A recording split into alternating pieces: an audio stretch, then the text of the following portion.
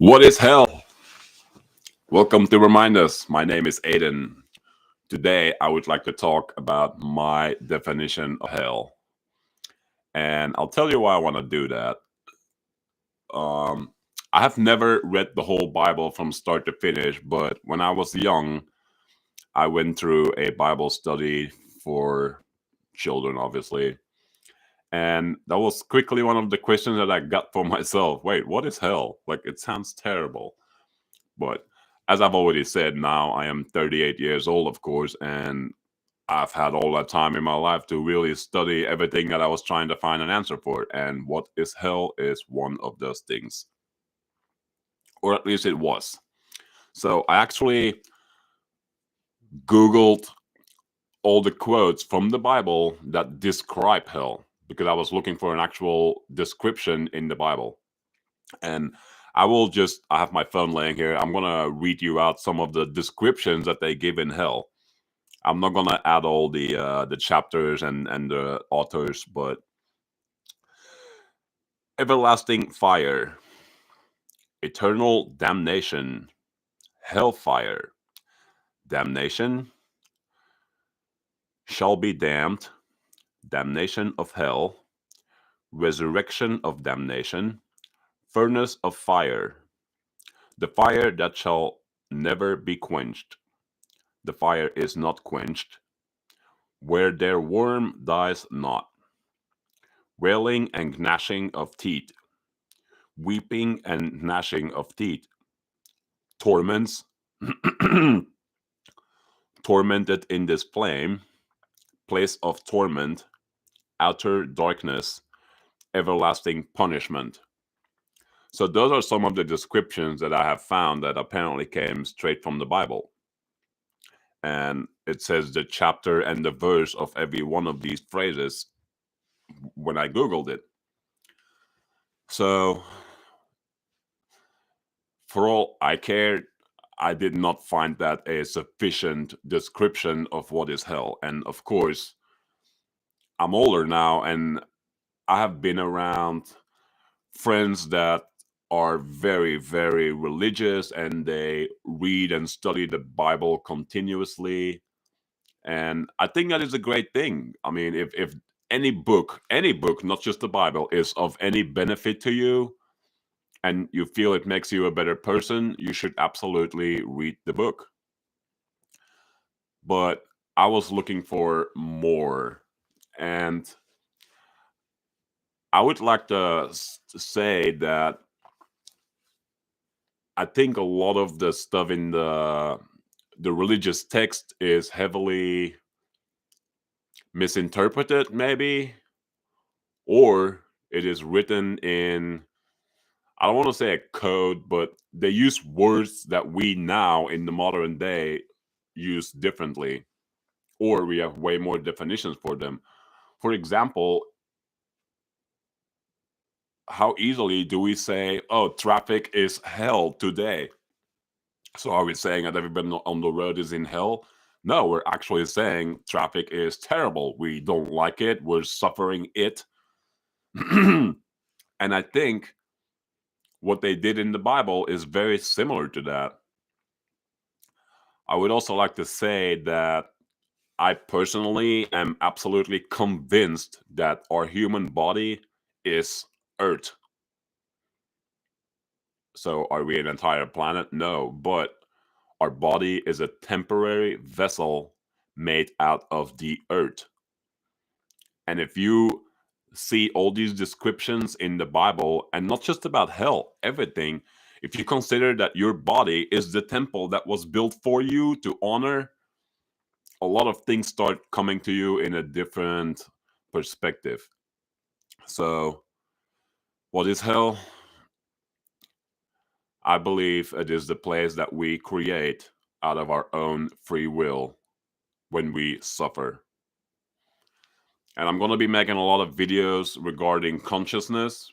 But today, since we're just covering the part of hell, it's falling under consciousness to me. When you are stuck in depressions and anxiety, you are literally creating your own hell. And when the Bible says accept Jesus as your Lord and Savior and you will be saved. I actually believe that phrase, but I see the phrase completely different. We need to accept that we ourselves also have the power to free ourselves from hell with the help of Jesus. But where does Jesus live? In here. We all need to find Jesus. And I'm not big on always using religious names, but let's just face it, the whole concept of hell is constantly talked about in the context of religion and the Bible. So it's almost inevitable that I'm going to have to bring up some biblical references to get through these topics. So when you live in constant fear, you have created your own hell.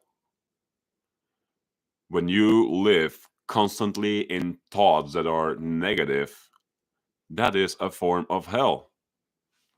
As a matter of fact, let me pull that up again.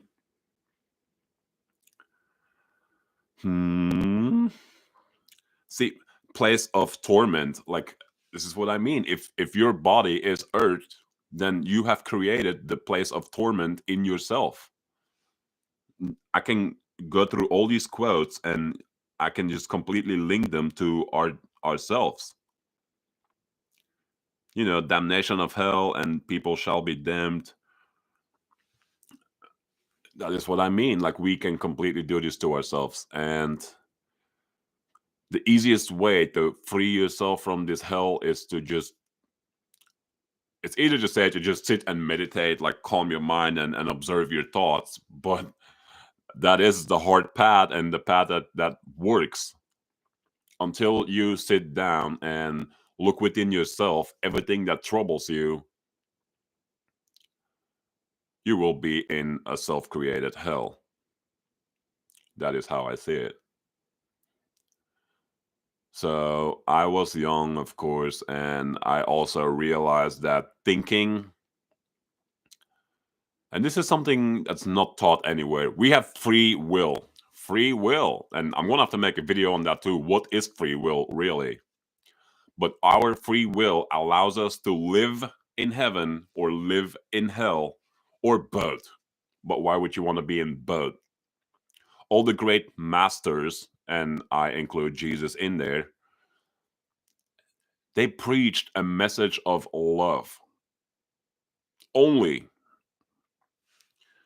I find it hard to imagine that Jesus would preach a place known as hell. Unless, of course, he was speaking of something in the real world, just like we today say traffic is hell or the weather looks like hell. I think Jesus was using hell in a similar reference. I believe somewhere there was something written about Jesus said just outside of the walls of Jerusalem is hell. Well, what was outside of Jerusalem? The Romans? That could be hell to anybody that does not want to be bumping into the Romans. So, yes, please find some time to study yourself. Where do your thoughts keep going? Are you always thinking negative about either yourself or the people around you? And it doesn't even have to be living people, it could be objects. Are you completely unhappy with the house that you live in? Are you completely unhappy with the car that you drive? Are you completely unhappy with the job that you work? These are all self created hells. And here's the amazing thing, I promise you that even if all these things stay the same, you can still be in heaven without changing a thing. The only thing that has to change is your perspective on the outside world. If traffic is hell, you have two choices. You know you need to go somewhere and you're going to have to face the traffic. So why not just let it go? Let the thought go of what your opinion, doesn't matter what your opinion about the traffic is. Just let that opinion go and realize for yourself, I am trying to go from my home to the store. let traffic be there. You're just gonna have to get through it. Simple as that. Play something on the radio. Hey, play my YouTube video and listen to that while you're in traffic. Why not? You see, hell will always exist everywhere, but your free will to observe it as something else will make all the difference in the world. That is my argument. So how can you do that with people in your house? Like your children are always loud, always making a mess. Well, again, you are choosing to let that bother you all the time. Yes, you live in that house too, but if the house is big enough and there is room, make a room in the house that is only for you, where you can keep it the way you want a room to be. For me, that is usually a very bare room. I have people tell me that I live extremely minimalistic, and I like that. I just don't like clutter. I don't even have little paintings on the wall, little statues, little knickknacks that are just laying around on the counters to make the house look like somebody lives here. To me, is a house is a place where I come home after work, where I want to relax. I want my house to feel relaxing. I don't want mountains of chores in every corner. What do I mean by that? Like, I won't let the dishes pile up. I won't let the laundry pile up. I won't let my yard get so cluttered that I don't want to enjoy it anymore because all I see is work waiting for me. Like, oh, all the bushes need trimmed. Oh, the grass needs mowed. And oh, I need to pick up all the branches and, clean my pool out. Like, I can hate these things or I can enjoy them. And cleaning them is going to have to, again, be something you need to look at it differently. If cleaning and maintaining things is hell to you, then I cannot really say anything other than get up and do something about it. So, yes, when they say hell is everlasting in the books, that is true until you come out of that mind state. If our body is earth, then our mind is a temporary thing that inhabits the earth. Most of us refer to that as the soul. So do I. I like that term, the soul, because it is a clear distinction between what is my earthly body and what is my everlasting energy. That soul of yours will record everything that happens during your earthly stay in your human body.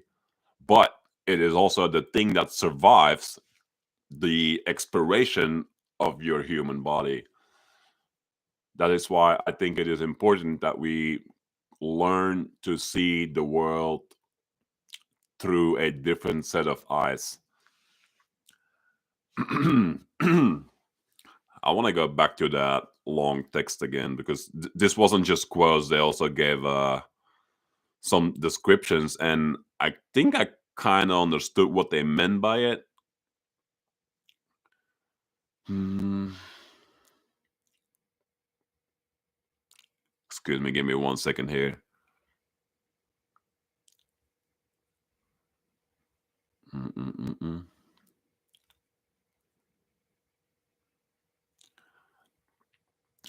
Yeah, here we go.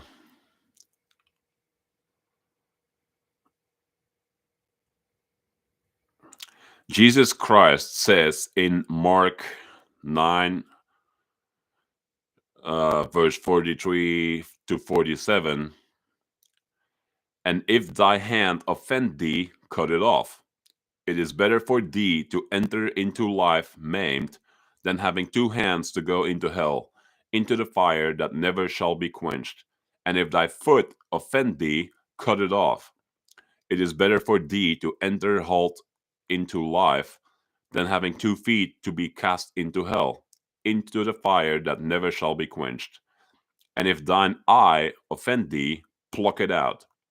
It is better for thee to enter into the kingdom of God with one eye than having 2 eyes to be cast into hellfire. You see, I interpret this whole part here a little different. It says, if your eye offends you, pluck it out. How I understand that is, if you are seeing things that cause hell for you, cast these things away. That is what I understand. If your foot offends you, cut it off. Again, if you walk on your feet, if your earthly body walks on its feet to things that are offensive to you or no good to you, why would you continue walking to these places?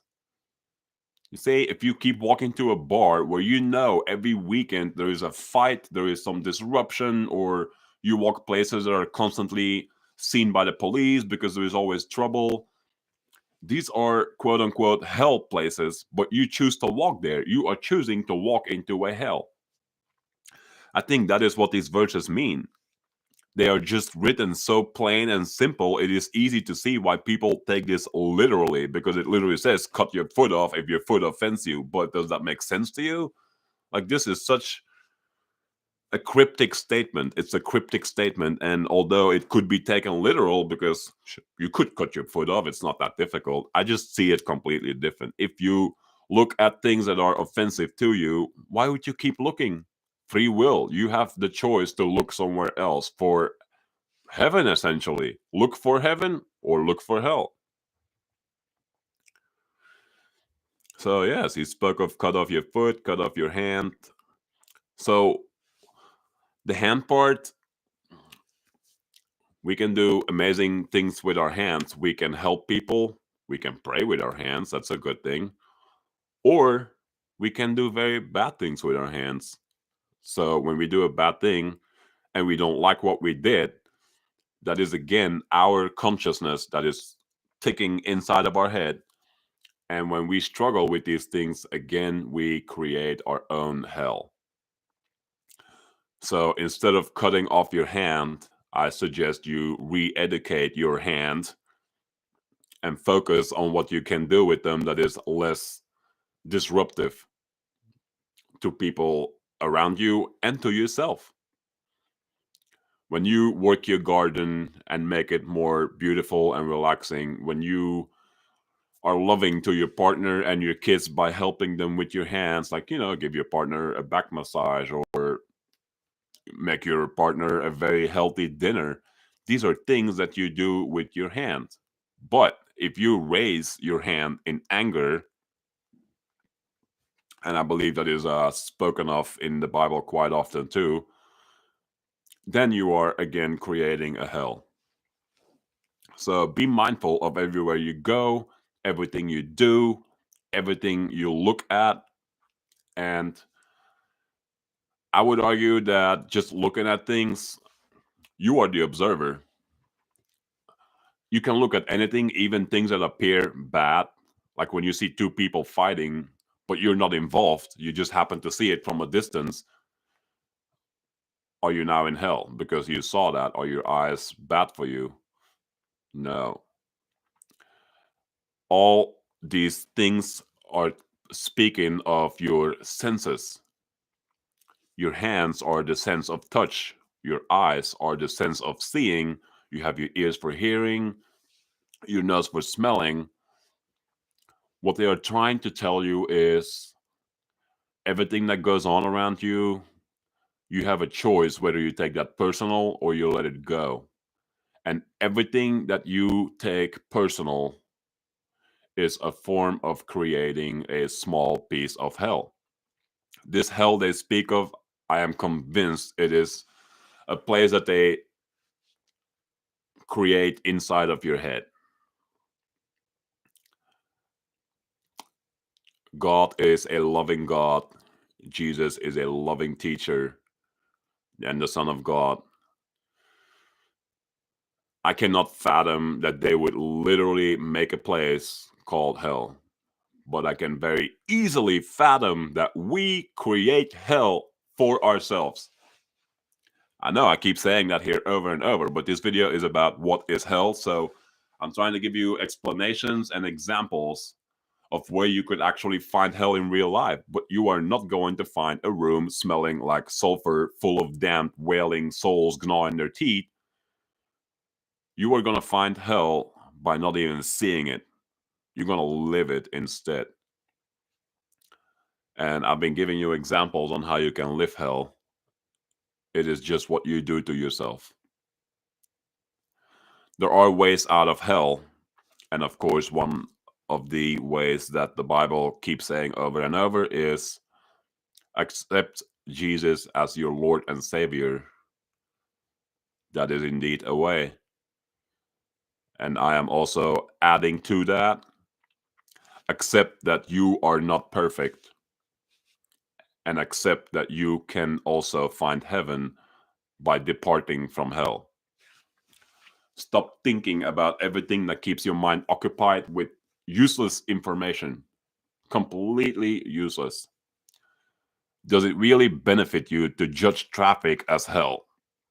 Does it really benefit you to judge the weather as hell?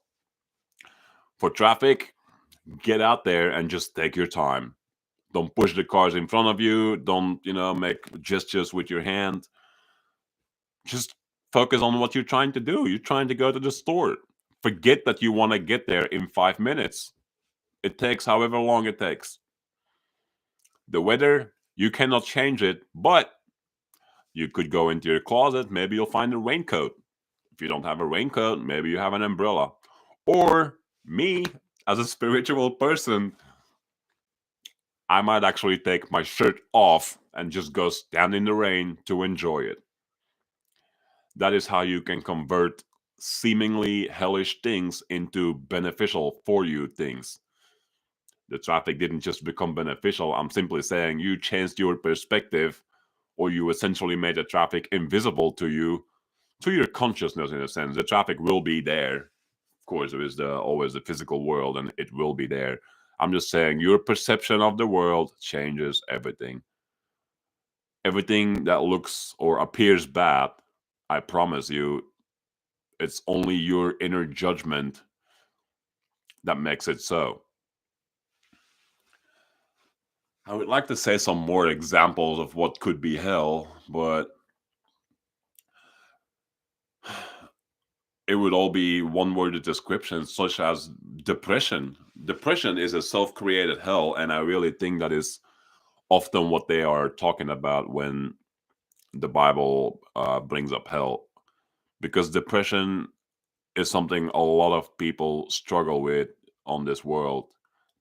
And my channel, essentially, I came up with the idea to make it to remind our souls there are other ways to live without really having to change your physical surroundings. So remind us is more to remind us of different ways. And if a way works for you and you pick it up, great.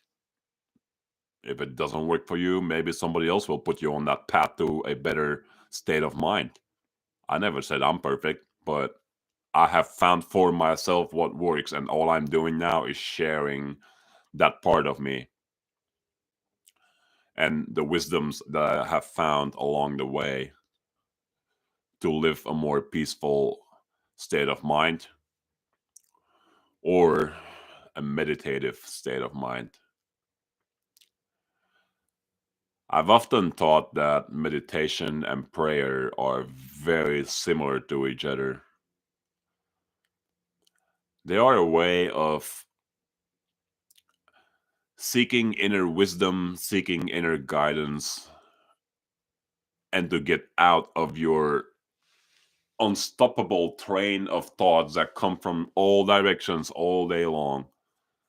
The moment you sit and direct the course of your thoughts, it helps a lot. Your thoughts run rampant, especially if you're struggling with depression and anxiety. I would almost ask you to look in yourself, and if you are a person that struggles with depression, what is the one thing that keeps coming to you the most? Where do your thoughts dwell the most? If you're a person with anxiety, the same question. What is it that keeps you feeling anxious? Which particular thought? And if you don't mind sharing that, please write it in the comments. I promise you, you are not alone. And I hope this channel also becomes somewhat of a common ground where people can talk to each other and help each other what has helped them. and things that will stand out, I might actually make videos on it.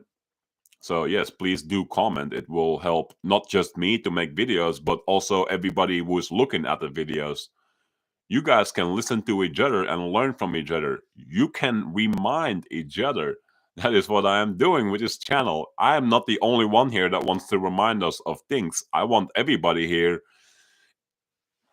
I'll give you a simple example. If you just discovered nails, beautiful.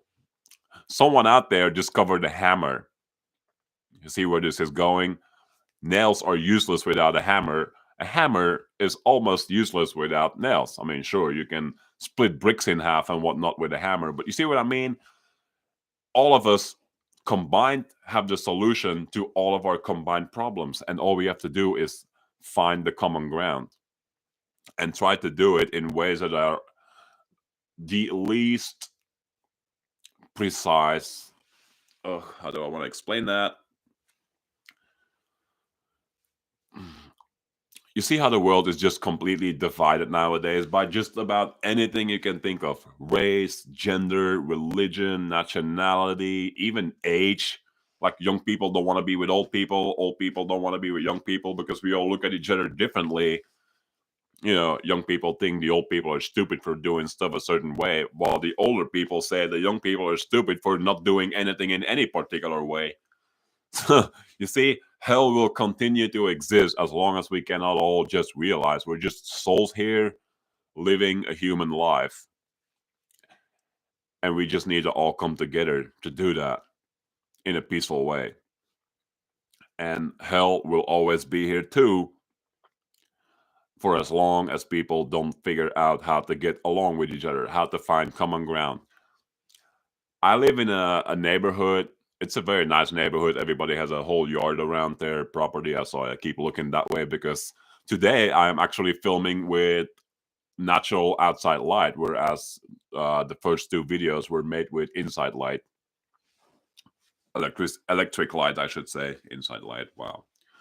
But yes, I live in a neighborhood that has a lot of retired people, and they don't talk to me often. If they do, it is maybe once or twice a year, like, hey, I'm growing tomatoes, would you like a couple? These people are all retired, they have all day to do their garden, and I'll love them for that. I would love to grow my own vegetable garden. I'm just not there right now. I work 10 hours a day. I'm gone from home 11 hours a day, and I sleep a significant amount, especially for a 38-year-old. I don't sleep 6, 7 hours and I'm up. No, I'm in bed, I should say, at least 9 hours a day. And yes, part of that is for meditating. So, my point is, all my neighbors are old and I'm 38. What could we possibly have in common? Well, we have two things in common immediately. We're all nice to each other. And that is what I mean. Find common ground. My neighbors, when we see each other outside, I'm usually, getting in my car for work or getting ready to go to the store, or I'm working in my own yard. Here's one thing all of us seem to do easily from a distance. Hey, how are you? Having a good day? You see, that's a very small 5-second gesture, but it is a simple example of finding a common ground. Just be nice to each other. I see people that come out of their house and they look at their neighbor with a stink eye, like, what is he up to now? You see, right there, that is a creation of hell. You are acting or looking or thinking in a suspicious way towards your neighbor. I mean, maybe your neighbor is suspicious. I'm just saying you can choose to think suspicious, or you can choose to look them in the eye and wave at them like, hi, neighbor. It's that simple. Of course, I have the luck that none of my neighbors are loud and obnoxious, but I'll tell you what. Last summer, what was that? The summer of 2021? What year is it? 2022? Okay, last summer, I had never talked to this neighbor, and he's only across the street from me, 3 houses to the left. He has always been nice to me, just like I said, always waving, "Hey, how you doing?" But that was it. I never knew him personally. Last summer, he saw me struggling with my little push lawnmower. Yeah, I have a push mower. I don't ride my mower. I like a little bit of a workout. I'm sorry. I'm not gonna make my work as difficult as possible, but I drive a truck for a living. If I can just walk in my yard with a mower in front of me, that's fine. I don't mind. It's a good workout. Anyway, he saw me struggling. The wheels of my mower were kind of leaning uh, outwards, like the axle had clearly become, well, it doesn't even have an axle. It's just the bearings onto the chassis of the mower. Anyway, they were leaning so far that I was cutting the grass way too short. And he saw that, and he's just came over and he said, "Hey, if you want, we can look at your mower because I can tell the thing is really falling apart." And I'm like, "Oh my god, thank you, dude." And I am not uh what do I say this? I'm tool handy. I know how to fix things, but I don't have all the tools to do it. This man has a garage full of tools. He's retired. He has plenty of time to work on little machines. He probably does it for a hobby. So, yes, I spent 3 hours of that day in his garage, and I didn't just leave it there like, "Here, fix the mower. I'll come get it when ready." No, I fixed it with him. As a matter of fact, he is struggling with his back and whatnot. So he handed me the tools and told me what to do. But you see, that's just what you get if you are nice to the people around you. If you have nothing to say, what's so hard about, "Hey, how are you?" You don't have to start a whole conversation. If you don't like the people, definitely don't start a conversation with them. But just a simple, "How are you?" Not difficult, is it? So, this is how you create little bits of heaven around you. The longer that you look with suspicious eyes at the world is going to appear suspicious to you. I promise you that. That even applies in many relations too. If you are always looking at your partner with suspicious eyes, you are creating your hell. Whether your partner is doing things behind your back or not, maybe he is, maybe he or she is not. What I'm trying to tell you is worry about what is in your life and in your head first. The people that look at the world with suspicious eyes are usually people that are hard to trust to begin with. Why? If you are looking for suspicion everywhere, what are you doing that you think everything is suspicious? For me, the world is an amazing place. I love everything. And yes, even things that appear to be a struggle or a hardship from a distance, I know that there is something there for me to learn from. And that is what I always look for. I said it in other videos. I have had partners that would yell at me for, they have a bad day at work. They come home and somehow they project their bad day continuously even onto me or onto the house. Like they don't do the dishes nice, quiet and calmly. They'll do it with more aggression, louder, throwing things around, clattering everything. That is an example of bringing outside hell outside of your house into your house, and now you are propagating it. So be careful and mindful of what you absorb around you. Again, what do your hands do? Where do your feet take you? What do your eyes observe? What do your ears hear? Be mindful of what you want to deal with in your head.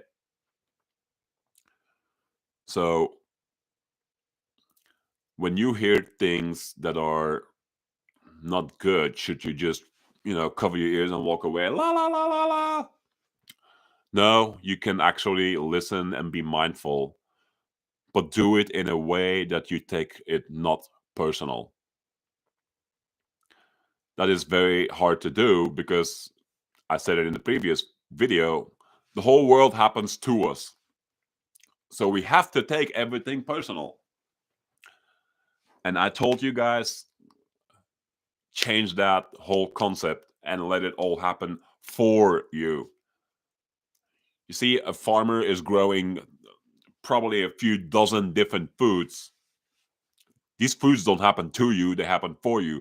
You have the choice whether you pick the carrots, the cabbage, the Brussels sprouts, the asparagus, excuse me, the potatoes. It's all for you. So when you pick the potatoes and say the cucumbers and the carrots, what about all the other stuff that's there? You just choose not to take it because you are not interested in it. You saw it, you had it in your hand, so you experienced it, but then you decided that it's not for me.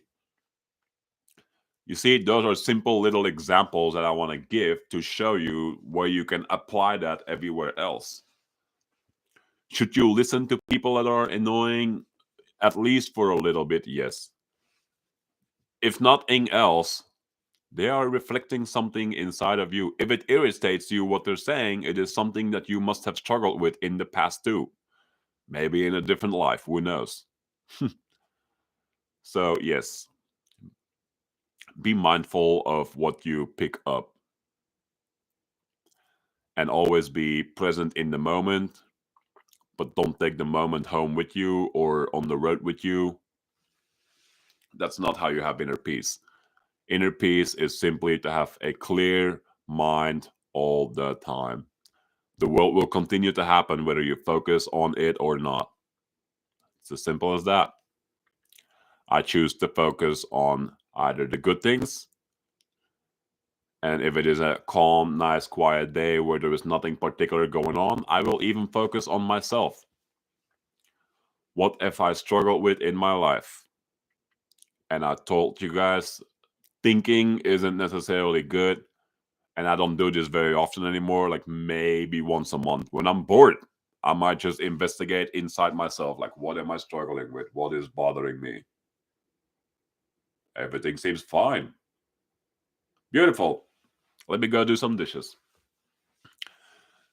You see, if you listen to your thoughts, don't just let your thoughts run rampant. Actually, take a moment to sit down and listen to your thoughts.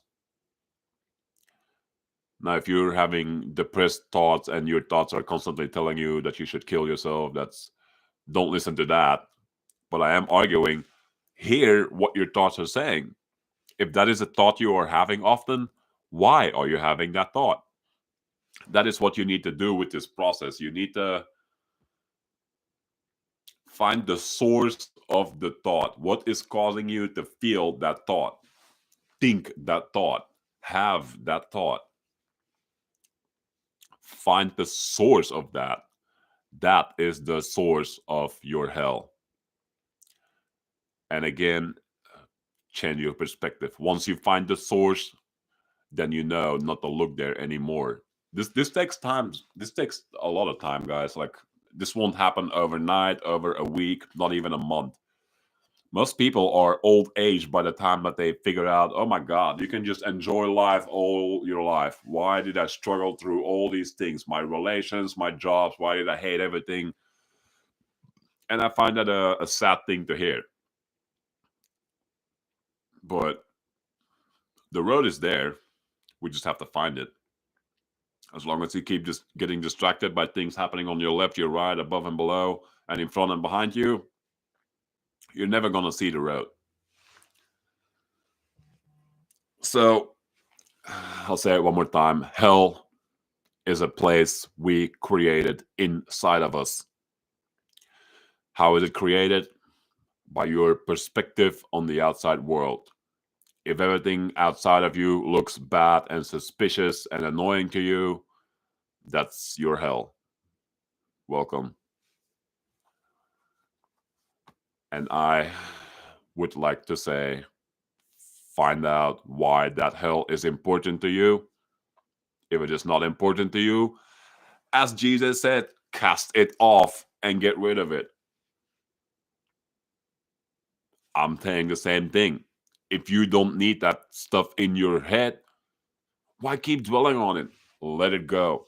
If it's hard to let go, actively think of something else. I will call that meditation. You might call that prayer. Children might even call that fantasy. They will go and play with their Legos and fantasize a whole new reality. Why? Because it makes them happy. It puts them in the moment. Meditation, prayer, fantasy, whatever you need to do, go for a hike in the woods. Go somewhere quiet where you don't see things that you need to judge. That helps a lot. Our free will to judge the world is what creates our hell. Our free will to enjoy the world as it is creates our heaven. That was my talk today about hell. I hope to not continuously talk about negative subjects, but again, this channel is remind us, and if we're happy, we can share with each other how we're happy. But I really want to help the people that are struggling to be happy. So I'm starting to get a feeling more videos might have a negative feeling to them, although I mean them in a very positive way. I want to, at the very least, point a flashlight on the struggle and then point a laser pointer in the direction where we could be going to get out of the disaster zone in our head. I hope you all enjoy the rest of your day. My name is Aiden, and I am signing out.